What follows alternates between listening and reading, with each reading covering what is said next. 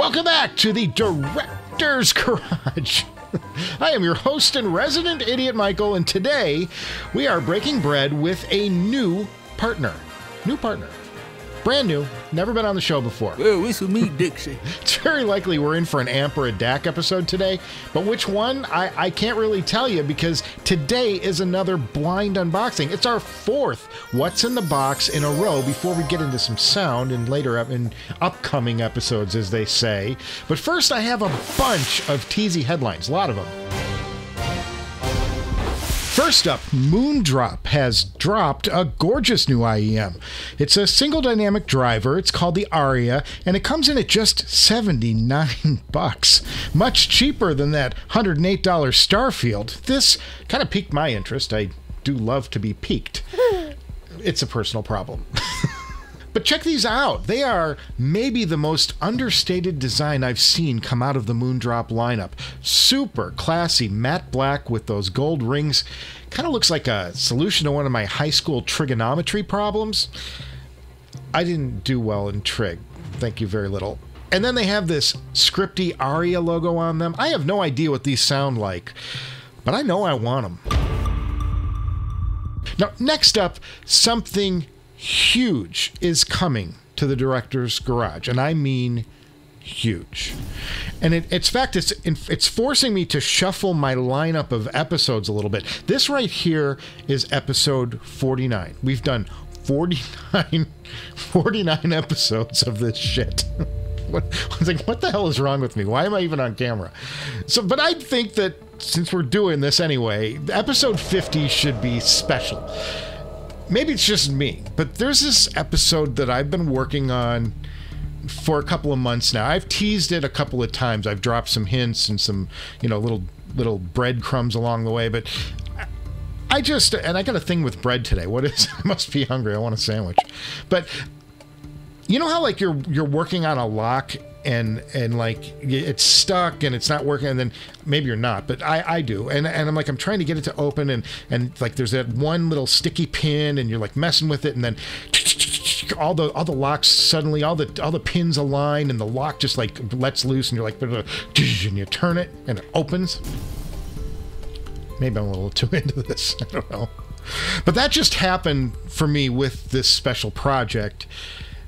And what I'm unlocking is the most expensive episode of the Director's Garage ever. And the wind just blew my door open. It's like a ghost entered the room. It's so freaky. But seriously, think about this. I've done an $8,000 episode. That was episode 1. Episode 1 was $8,000 of IEMs in a shootout, right? We're going well north of there for episode 50. Well north of there. It just seems like that's the right magic number to let loose. How will it stack up? Well, you're going to have to wait for episode 50. Can we talk? It's confession time. Uh-oh. I've been cheating on you all. Hi, I'm Michael, and I'm an audioholic. An opportunity cropped up to buy something, and it almost slipped away because of the other big project, episode 50 project. All I can say that what I've been listening to lately when I'm not editing shows and working my day job and doing my city council stuff is likely the best headphone I've ever heard through my Woo Audio WA5LE. I am pretty sure that it's better than the Meze and better than the Utopia. It might be the best over-ear headphone I've ever heard. Get out! I can't say that for sure because I need to do some direct shootouts. I like to run them head-to-head. And unfortunately, it's a few episodes away before I can reveal them, because we have to get some other products back to the manufacturers, and to do that, I've got to do some sound checks and some shootouts first. But that's coming. Well, I did mention that these headlines would be a little teasy, but now I'm going to give you a payoff to sort of, balance it out a little bit. I get to throw a little love toward you guys just because you show up here and subscribe. Audio 46 has offered a 5% discount on most of their products to Director's Garage viewers. What you do is click on the Audio 46 link in the description below this video, and at checkout, in all caps, give them this coupon code, Director's Garage. All one word, all caps. It's right here on the bottom of the screen. There. I just hit the mic. Boom. Now, they can't offer a discount with certain manufacturers. This business runs on really tight margins, and they've told me there are a couple of the manufacturers that won't work with them on pricing. But hey, 5% is better than retail, and with today's prices of gear, that little 5% is going to add up over time, and especially if you're buying some more expensive stuff. It really turns out to be a lot of money. Now, I'm thrilled to be able to offer this to you guys, and I'm thrilled with Audio 46 for even coming to me with it. Paying it forward has been something that the Director's Garage has been about since the very beginning. And there will be more to come. Just stay with the channel, and if you're not subscribed, this might be a great time to click in and get on board. We are closing in on 1,500 subscribers. I have a little digital thing right there that tells me where we're at all times, and it reminds me that I have a responsibility to take care of you guys. I'm hoping to celebrate that 1,500 milestone in some way. I just haven't figured it out yet. And those are your Tease headlines for today. Now, our What's in the Box today comes to us from the fine folks at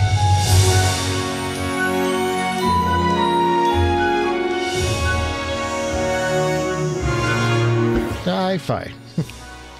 They contacted me out of the blue. They liked the channel and they wanted to see one of their products on the show, and I told them what I tell everyone.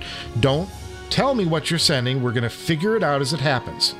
But it did make me wonder where iFi came from, and I've been aware of the brand. I've seen those Red Diablo. You can't miss that Red Diablo thing in all the magazines and all the online ads or whatever. Even though I've never owned any of their gear, I thought, well, let's dig in and find out a little bit. iFi is a brand that was founded by 3 guys back in 2012 in the UK. One of whom is this charismatic designer, Thorsten Loesch. Now, before iFi, Thorsten designed for AMR, Abingdon Music Research, which is sort of iFi's older sibling. They make high-end audio systems and DACs, and iFi's gear sort of trickled down from that AMR technology into stuff that's more affordable for the likes of you and me. It turns out the iFi products Thorsten came up with have since eclipsed anything involving the AMR branch of the company. Now, the first big hit for iFi was the Micro iDSD. It's a portable unit that runs off a battery, but with enough power to drive that old watt-sucking Hi-Fi Man HE6. Remember that thing? It's like you needed a king-size amp. Well, this was really the only portable device capable of providing that headphone with enough juice. But the Micro iDSD did so much more than that. It quickly was adopted as sort of a Swiss Army knife of digital audio delivery. The name iFi comes from, well, they just kind of thought it was cool, and they fell into that everything trend of the early 2000s. But that's a brief history of iFi, and now it's time to dig in. My castle crumbled overnight. I brought a knife to a gunfight. They took the crown, but it's all right. Got that one? It was T Swift. Call It What You Want off the Reputation album. Really do, again, totally love these episodes. I love doing them. I love the fact that more manufacturers are getting on board. This really, I mean, this is like the dream episode for me. It's like we've got a brand new manufacturer about to show off something that they're really proud of, clearly, because they sent it to me. And I get to show it off to you guys, and we get to learn about it together. I have no idea what's in this box, and it's time to go to layer 1. It's the iFi micro. Not only... Ha! Look at this. Look at this. Okay.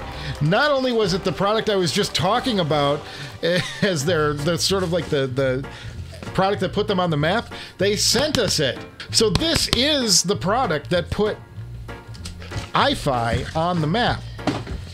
And I'm thrilled. This is cool. We're going to get to hear the product that sort of defined their brand early on. This is awesome. How cool could this be?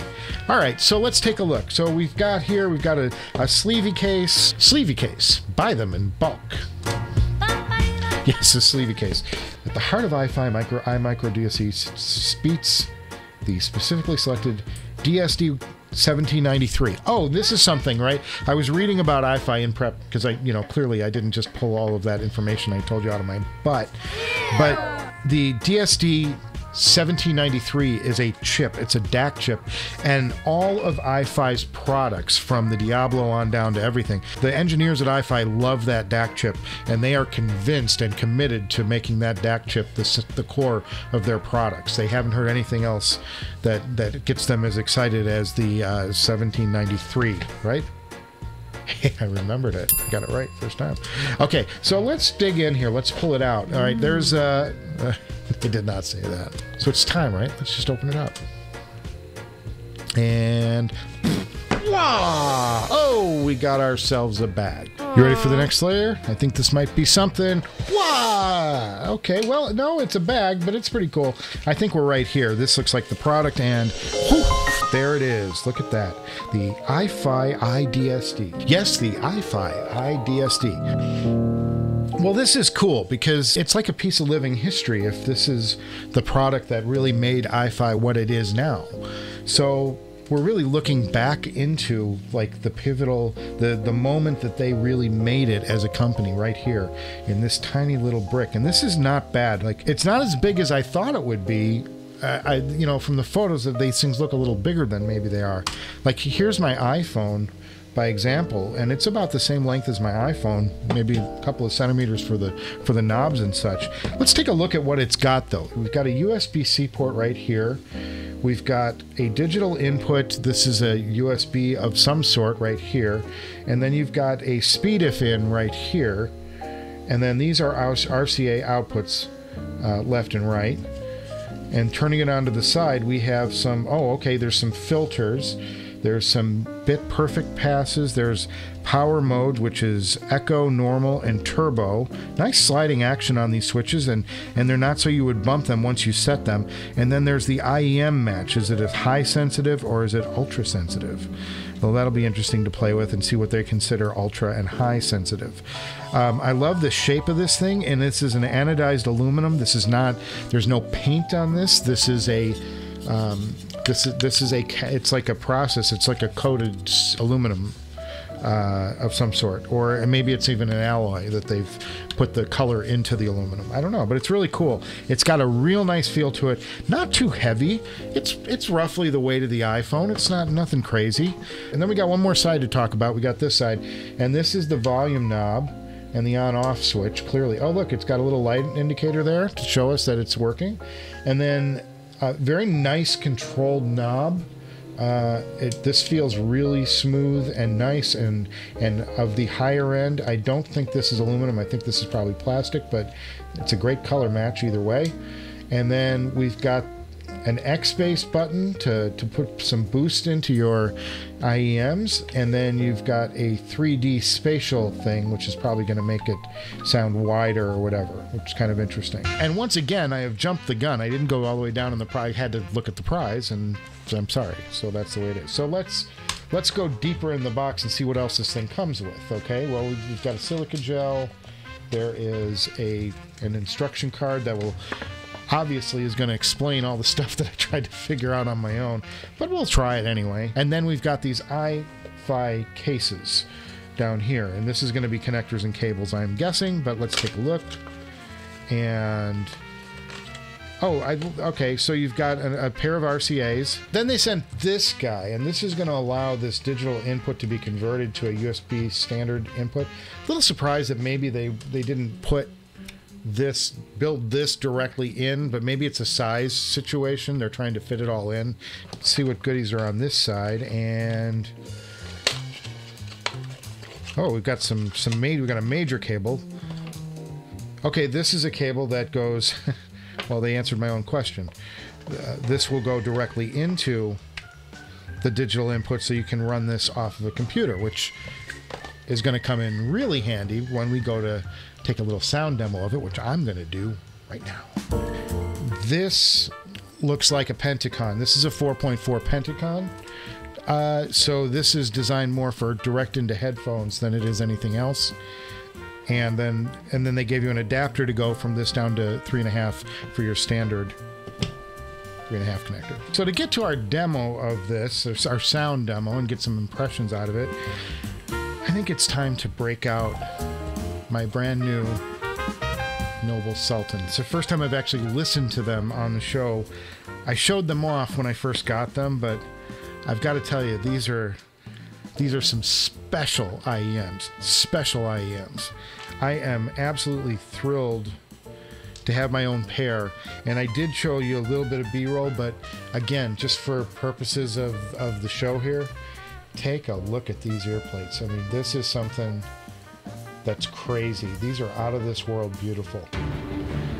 Okay, I've got Rune selected. It came right up. The iFi came right up on my Rune player. And now we're going to go to a little sound demo, and I'm going to start off with that Macy Gray that I love so much. Let's go to She Ain't Right For You. It's one of my favorite tracks off that record. And what I can tell you is I'm working right now, just for starters, I'm going to set to normal power mode, and then I'm going to go to a middle sensitivity. And oops. It seems like these switches might be a little bit dirty on this because it's shut off on me once, like jiggling the knob here, and I think that's probably because it's a demo unit. But I am having a little bit of a struggle with it, and I lost a channel too just a second ago. I had to jiggle. I'm gonna just leave it in the middle on normal power mode. It gets really loud about, when you figure you don't want to be over halfway with your volume ever. Anytime you go over halfway with the volume, you're really getting into introducing a lot of noise into the signals. So I try to keep it like at about, middle is about as much as I ever want to go. I'm not noticing a big difference in filter selection. The minimal phase sounds interesting. It actually seems like it widens things out a little bit. Over here on this side, you've got a 3D selector and an X bass. The X bass is a little much. It's comical bass. It's like it's so much. It's like, whoa.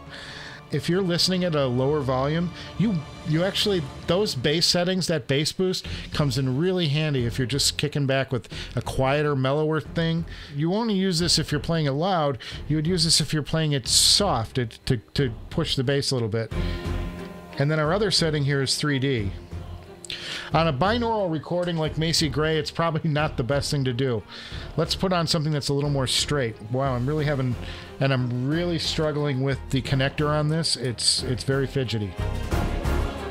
All right, I'm going to go to Hugh Masekela, and we're going to go to Stimela the Coltrane. And I'm going to listen to this 3D setting and see what it changes. It's definitely a wider sound. When I put it on, it's definitely a wider sound. It expands things out a bit. I don't know if I would live with it in this setting, but if you're just kind of like want to change things up a little bit, it just gives you a different color palette that you're listening to. This kind of gives you a little more of that open back feel on a closed back headphone. God, such a clear DAC. It's very nice. I have no issues with this DAC. This is be a nice little portable rig to take with you. My complaint about the connections, maybe, outside of the one that's a little bit dirty, my complaint about the connections would be, I don't think this is the right way to go on the input on this. Because most of us are going to feed this thing, if it is a portable device, and they're talking about transportable, as far as included adapters, I would want to see a lightning connector into the iFi, and I would want to see a USB-C into the iFi. This 4.4 Pentacon is so erratic. Anytime I even just jingle, even this much move the iFi DSD, it cuts out the left channel. So I can't work with that. So I'm going to go to another headphone here. I'm going to go to the Meze Empyrean. Now this is a more demanding headphone, no question. And I realize these headphones look ridiculous on my head at some level. I know, it's so dorky, but you know what? These are so comfortable. Anyway, so let's go back to the iDSD, and now I'm going to use the 1/4 inch output, which hopefully doesn't have any of the problems of the Pentacon. The Empyrean seems to get better when I change sensitivities and make it a little higher and allow me to open up the pot a little more. I'm going to try a little Pink Floyd Time and hear what these things can deliver on the bass. Clarity is really nice. The alarms are going off in case you can't tell. I always get a smile on my face when I hear this. Whoa. Boy, this thing likes to deliver bass. That's without the bass punch on. Wait. All right.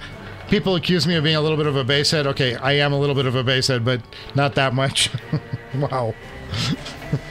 Put the bass boost on a loud volume with Pink Floyd Time. Boom. These are handling the Empyreans fine. Yeah, these have good drive, great, plenty of power to push the bass on this Meze Empyrean. I probably like this a little better with the bigger headphones than with the IEMs. It's hard to say because with that Pentacon adapter not working right, it just, I'm not sure I'm getting distortion in the signal. Something doesn't feel right on the IEMs. On these, it sounds perfect. Like you could, this would be the thing you would take with you on the road if you want to drive a more complicated headphone to drive. There's plenty of juice here. Okay, you know, listen to a couple of songs on these, and I listened to these with the Noble Sultan. And my opinion is this: if you're looking for a portable device, and I'm assuming that this is I'm having an abnormal situation in that I'm getting a lot of distortion through the Pentacon jack, and then your volume knob here. Anytime I get it like near the switch, the power cuts out and it reconnects. So I've got a noisy attenuator here, and then I've got a noisy Pentacon connector.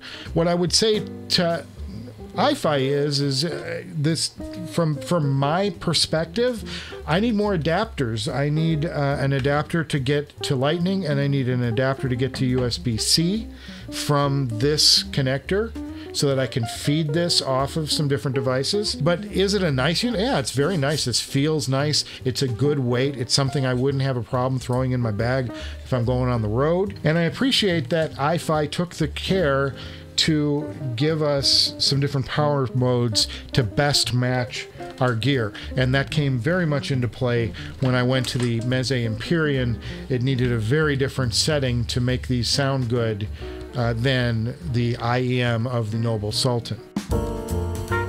Okay, so in the absence of a shootout, I would say that I'm not going to sound demo this. I'm going to send this back to iFi as is. I don't feel it's fair because with the fiddly knob and the dirty Pentacon connector, I've got a unit here that is not going to give me its optimum sound. And if it's not going to give me its optimum sound, I don't know what I'm doing with it. So I'm going to box this up and I will send this back to iFi. I will thank them if iFi wants to send me a replacement unit or another unit to demo. I will happily do that and run through its features. Nice unit, feels good.